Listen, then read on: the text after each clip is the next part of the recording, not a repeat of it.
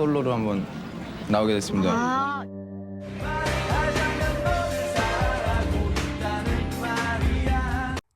November 19th, 1995. He had just given the performance of a lifetime.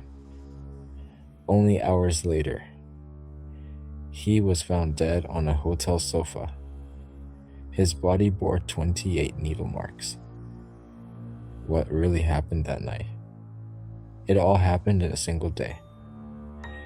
In November 1995, a young man stepped onto the stage to begin the next chapter of his career. His name was Sung-jae. He wasn't just another pop singer. As one half of the legendary duo Deuce, Sung-jae helped introduce New Jack Swing, hip-hop, and street dance culture to South Korea. For an entire generation, he wasn't simply a celebrity, he became a cultural icon. After Deuce disbanded, he had spent months preparing for a new beginning. This was his first solo performance. Fans, fellow artists, and music industry insiders watched in awe. Many believed they had just witnessed the birth of Korea's next solo superstar. This is only the beginning of Kim Sung-jae's era. That night, everything seemed perfect. But tragically, it would become the first and last solo performance of his life. After leaving the stage, Kim smiled warmly and waved goodbye to his fans. No one could have imagined it would be the last time they would ever see him alive. Just a few hours later, in the early morning of November 20, Kim Sung-jae was found dead on a sofa inside a hotel room in Seoul. He was only 23 years old, a young artist whose new journey had only just begun. At first, the nation was devastated by the sudden loss of one of its brightest stars. But the real mystery began only after investigators examined his body. On the inside of his right arm, forensic examiners discovered 28 needle marks. Kim Sung-jae was left-handed. Toxicology tests also revealed something unexpected. Not illegal narcotics, but Zolotil, a powerful veterinary anesthetic normally used on animals. Investigators soon focused on one person, his girlfriend, the last person known to have been alone with him that night, and someone who had reportedly purchased the same drug before his death. Many believed the mystery would soon be solved. But after years of legal battles, South Korea's Supreme Court delivered a shocking verdict. Not guilty. No one was ever held criminally responsible for Kim Sung-jae's death. Nearly 3 decades later, the case remains one of the greatest unsolved mysteries in the history of the Korean entertainment industry. Today, we will set aside speculation and conspiracy theories. Instead, we'll follow the confirmed evidence, the official investigation, and the court records to retrace the final 24 hours of Kim Sung-jae's life. What really happened on that final night? To understand why Kim Sung-jae mattered, we first need to go back to South Korea in the early 1990s. The Korean music industry looked nothing like it does today. Long before K-pop became a global phenomenon, the industry was far more conservative. Television networks enforced strict broadcasting standards. Performances followed familiar formulas, and mainstream music was dominated by emotional ballads, trot, and conventional dance songs. Hip-hop was still considered an underground American subculture. Street dancing was almost unheard of. Even oversized jeans and urban fashion were often seen as strange, rebellious, or inappropriate by older generations. Then, 2 young men appeared and changed everything. Lee Hyun-do and Kim Sung-jae. Together, they would become one of the most influential duos in Korean music history. The two had been close friends since elementary school, but they weren't simply performers assembled by an entertainment company. They wrote music. They developed choreography. They shaped their own image. From the songs they performed to the clothes they wore on stage, they were involved in nearly every part of their creative process. They weren't just idols.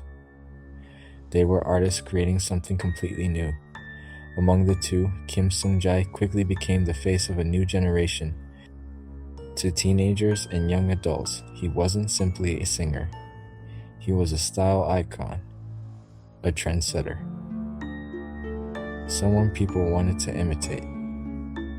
At a time when television networks could criticize performers simply for wearing earrings or dyeing their hair, Kim Sung-jae appeared on stage wearing oversized hockey jerseys, sunglasses, baggy jeans, and streetwear inspired by American hip-hop culture. His confidence made those styles feel cool rather than controversial. Young people copied the way he dressed, the way he danced, even the way he carried himself. For many in Korea's emerging Generation X, Kim Sung-jae represented something more than music. He represented freedom. Freedom to dress differently. Freedom to dance differently.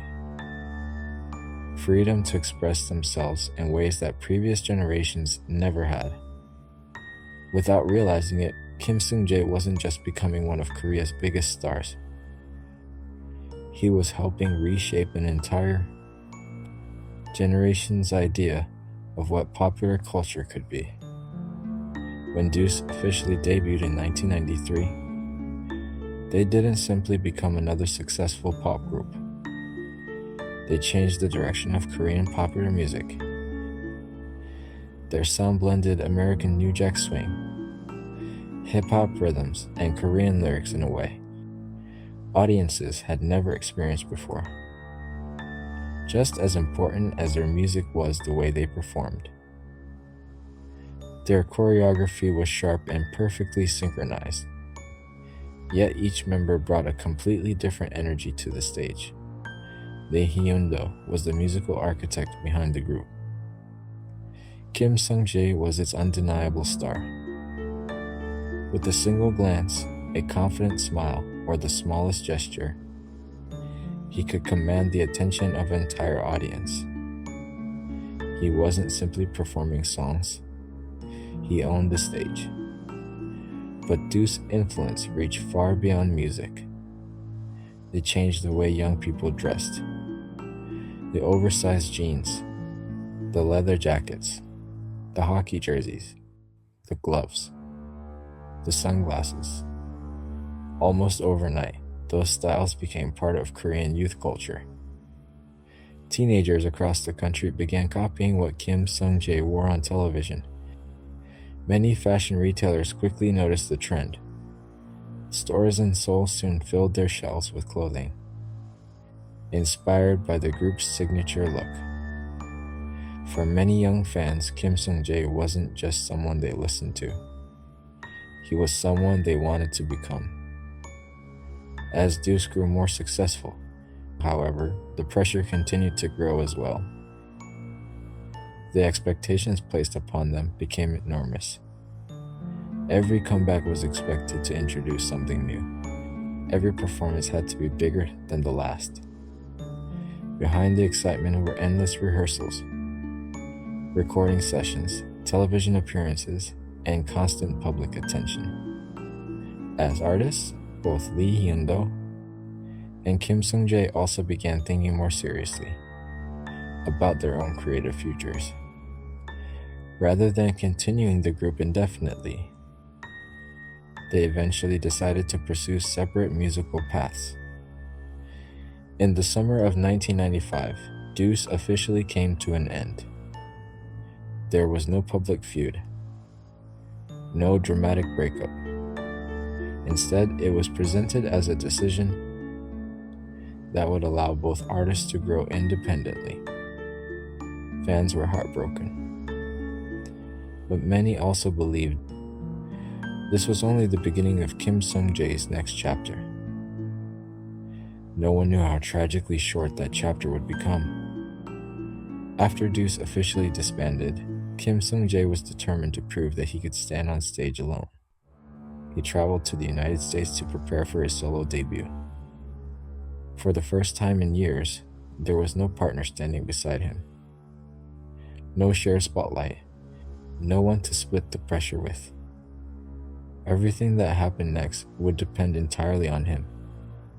It was both exciting and intimidating. In the United States, Kim spent months developing his new style. He studied contemporary hip-hop choreography, refined his dancing, and continued training his vocals. Day after day, he practiced in front of mirrors, searching for a performance that felt completely his own. He wasn't trying to become another version of Deuce. He wanted audiences to see Kim Sung-jae as an artist in his own right. The result was a song called As I Told You. Built around New Jack swing rhythms and smooth R&B influences, the track sounded unlike almost anything else in Korean pop music at the time. It was stylish, confident, modern, and above all, it felt unmistakably like him. When Kim finally returned to Korea, those around him noticed the excitement in his voice. He eagerly showed friends and fellow musicians the choreography and ideas he had been working on in America. According to people who met him during that period, he spoke passionately about his upcoming album, and couldn't wait to perform again. One acquaintance later remembered him saying, "I've worked so hard on this album. I can't wait to get back on stage and see the fans." Everything seemed to be falling into place. At just 23 years old, Kim Sung-jae appeared to have his entire future ahead of him. His first solo performance was only days away. Neither he, nor anyone around him, could have imagined that it would also be his last. November 19, 1995. The day had finally arrived. For Kim Sung-jae, this wasn't just another television appearance. It was the beginning of a new life. His first solo performance. Long before the cameras rolled, the SBS television studios in Seoul were already buzzing with activity. Crew members hurried through the hallways.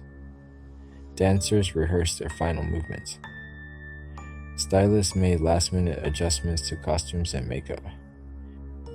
Backstage, everyone could feel the anticipation. Kim had spent months preparing for this moment. There would be no partner standing beside him tonight. The spotlight belonged entirely to him.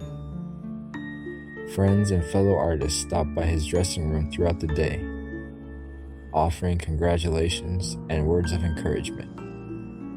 His backup dancers reviewed the choreography one last time. His manager checked the schedule.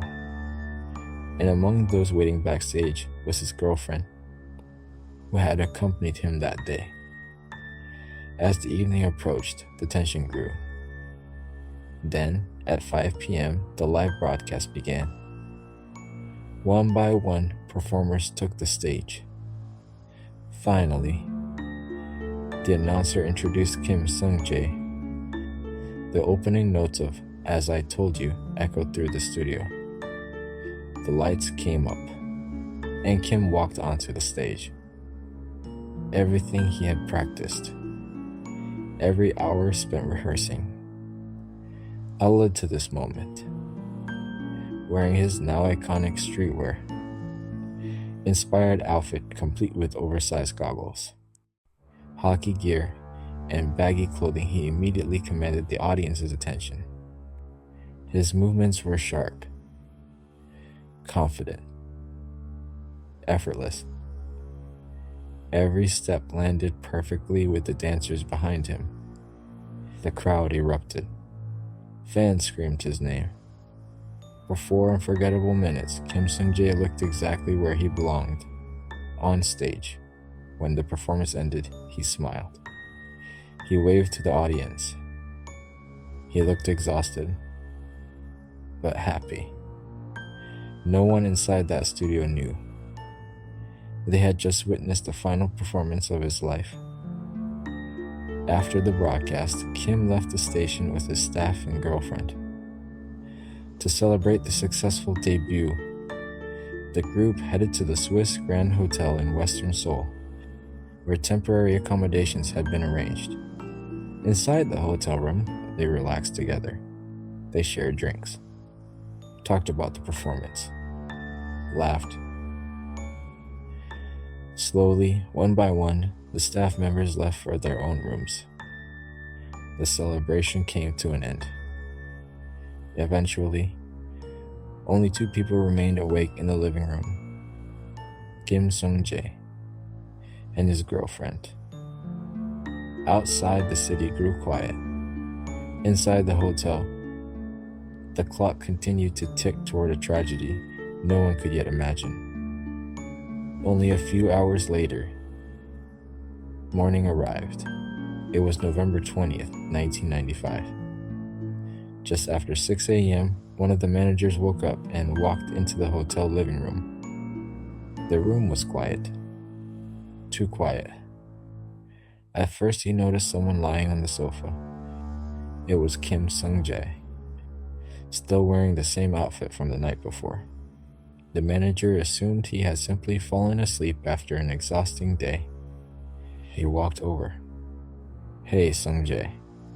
No response. He gently shook his shoulder. Nothing. Then, he touched his arm. It was cold. His body had already begun to stiffen. In that instant, the manager realized something was terribly wrong. Panic spread through the room. The other staff members rushed outside their rooms. Emergency services were called. Police were notified. But it was already too late. Kim Sung-jae was pronounced dead. He was only 23 years old. The news spread across South Korea within hours. The public couldn't believe it. Less than 12 hours earlier, millions of viewers had watched him dancing on national television. Now, the country's newest solo star was gone. Fans gathered in shock. News stations interrupted regular programming. Investigators quickly secured the hotel room and began documenting every detail of the scene. Kim Sung-jae's body was transported to the National Institute of Scientific Investigation for an autopsy. At that moment, and no one yet realized that the investigation was about to uncover evidence that would turn a shocking death into one of Korea's greatest unsolved mysteries. That theory wouldn't last long. Several days later, the National Institute of Scientific Investigation completed its autopsy. The findings changed everything. Kim Sung-jae had not simply collapsed. As forensic examiners carefully inspected his body, they noticed something unusual. On the inside of his right arm, near a vein, were numerous small puncture marks. They counted them once, then again. There were 28 separate needle marks. The discovery immediately raised new questions. Kim Sung-jae was known to be left-handed. Investigators considered it unusual that the needle marks were concentrated on his right arm, and the finding became one of the key points examined during the investigation. But the surprises didn't end there. Toxicology tests revealed unexpected substance in his body. Not illegal narcotics, not prescription medication.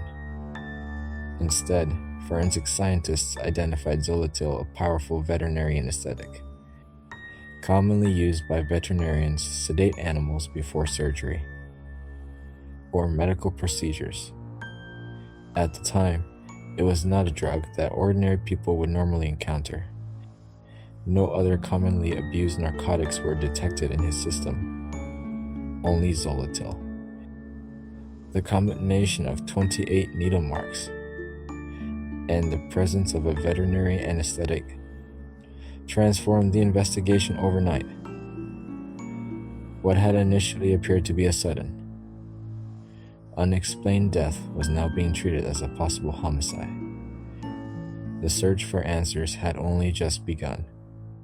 Detectives began reconstructing every movement inside the hotel during Kim Sung-jae's final hours. They interviewed staff members, reviewed timelines, and carefully pieced together who had been with him that night. According to the investigation, after the gathering ended, the staff gradually returned to their own rooms to sleep.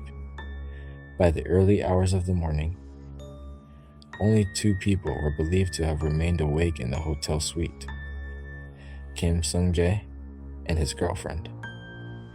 Investigators also determined that she left the hotel alone before the other, so staff members woke up later that morning.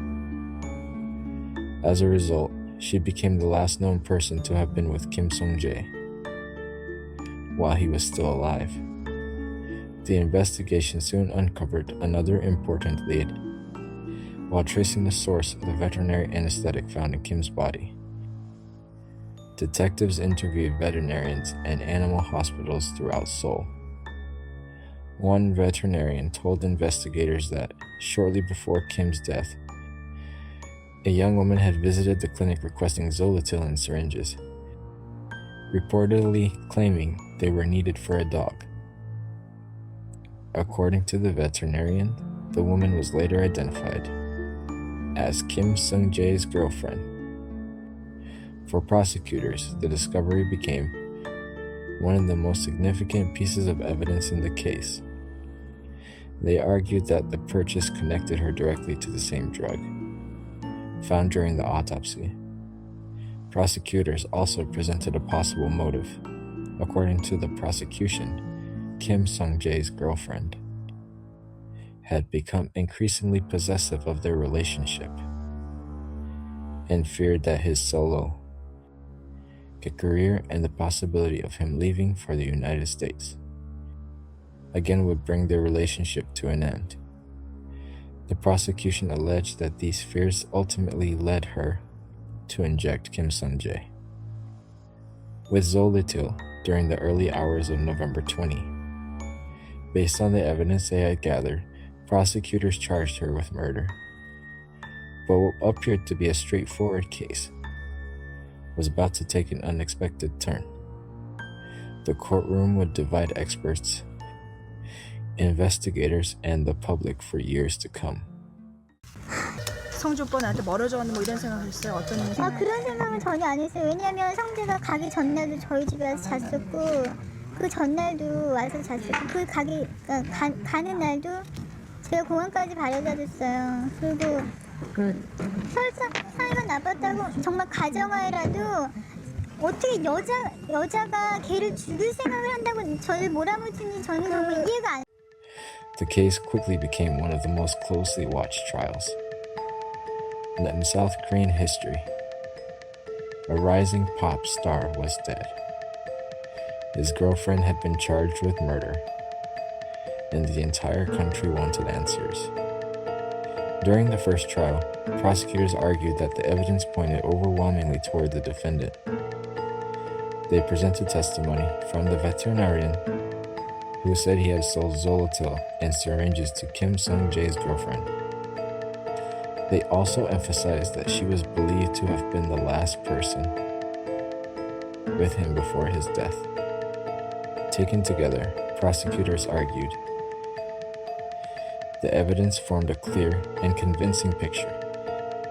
The trial court agreed. In 1996, the court found Kim Sung-jae's girlfriend guilty of murder and sentenced her to life imprisonment.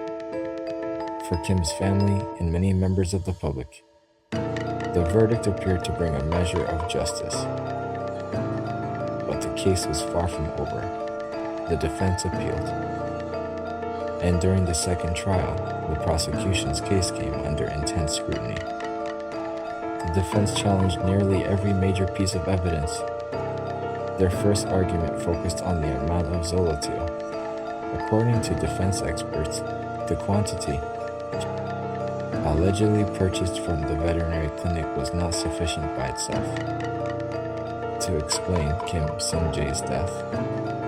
The second argument concerned the estimated time of death. The defense argued that forensic evidence could not establish the exact moment. Kim died with enough certainty to prove he was still alive when his girlfriend left the hotel. If the timeline itself remained uncertain, they argued, then the prosecution could not eliminate other possible explanations beyond a reasonable doubt. Finally, the defense pointed to the absence of signs typically associated with a violent struggle. Although Kim's body showed multiple needle marks, investigators found no significant defensive injuries or evidence of a physical confrontation. The defense argued that these unanswered questions created reasonable doubt. After reviewing the evidence, the appellate court reached a very different conclusion from the trial court. The judges ruled that the prosecution had not proven its case beyond a reasonable doubt. The conviction was overturned. Kim Sung-jae's girlfriend was acquitted. The prosecution appealed once more. But in 1997, South Korea's Supreme Court upheld the acquittal, making it final. Legally, the case was over. But for Kim Sung-jae's family, his friends, and millions of fans, the questions never disappeared. If the courts could not determine who killed him, then who did? And why? More than 3 decades later, those questions still remain unanswered. The courts have reached their final decision. Kim Sung-jae's girlfriend was acquitted, and the verdict became final. Legally, the case was closed, but for the public, the questions never disappeared. More than 30 years later, people are still asking the same question. What really happened that night? Why did tragedy strike on the very day Kim Sung-jae had finally achieved the dream he had worked so hard for? After months of preparation, after years of waiting, after delivering a successful solo debut that many believed marked the beginning of a brilliant new chapter. Why did his life end only hours later? The unanswered questions continued to fuel debate. If the court was correct that the evidence was insufficient to prove the prosecution's case, then who was responsible for Kim Sung-jae's death? How could such a crime have occurred inside a hotel room without any clear signs of forced entry or robbery? Others have proposed alternative explanations over the years. Some question whether his death could have been self-inflicted. But those theories raise difficult questions of their own. Friends and colleagues consistently described Kim as excited about his future and deeply committed to his solo career. Investigators also considered the unusual pattern of the needle, marks found on his right arm, which remain one of the many unresolved aspects of the case. Over the decades, countless rumors and conspiracy theories have emerged. Some claim powerful figures were involved. Others argued that critical mistakes were made during the early investigation. None of those claims has ever been supported by conclusive evidence. As the years passed, South Korea's statute of limitations for the crime eventually expired. Any hope of reopening the case through a new criminal prosecution came to an end. Today, all that remains are the investigation files, court records, television footage, and a performance that millions of people can still watch. A young artist stepped onto a stage believing his career was only beginning. Within hours, he was gone. More than 3 decades later, the mystery of Kim Sung-jae's death remains one of the most haunting unsolved cases in South Korean history. Perhaps the truth still exists, hidden somewhere in forgotten memories, or buried inside evidence that no longer speaks. Until that day comes, the final hours of Kim Sung-jae's life remain an unanswered question. Kim Sung-jae performed before the public as a solo artist only once on November 19, 1995. But that single brilliant performance continues to be remembered even 30 years later as one of the most powerful and distinctive artistic legacies in the history of Korean popular music. When we trace the roots of the original fashion, powerful dance styles, and fearless stage presence, seen in many of today's K-pop idols and hip-hop artists, who are making an impact on the global music market, we inevitably arrive at Kim Sung-jae, a pioneer who, in the harsh reality of the early 1990s, ignited a sharp artistic flame with his entire being. His timeless hit, As I Told You, continues to be remade and honored by countless younger artists across generations. And the public still deeply misses his refined, low-toned voice. Although his physical presence disappeared forever into the cold fog of mystery, the cultural impact he left behind has never stopped spreading, and its resonance continues to grow. On the night of November 19, 1995, a young singer stood beneath the bright stage lights and finally fulfilled the artistic dream he had pursued through years of struggle and perseverance. The next morning, inside a quiet hotel room, the Center was the chill of dawn. The world lost that remarkable talent far too soon. More than 30 years have passed. Yet every year, as winter approaches, the people who love Kim Sung-jae and the public who still remember him find themselves asking the same heartbreaking question. What really happened to Kim Sung-jae that night? This concludes today's story from Asian Case Files. If you'd like to join us as we continue exploring mysterious, true cases and unsolved crimes from across Asia, please consider subscribing and turning on notifications.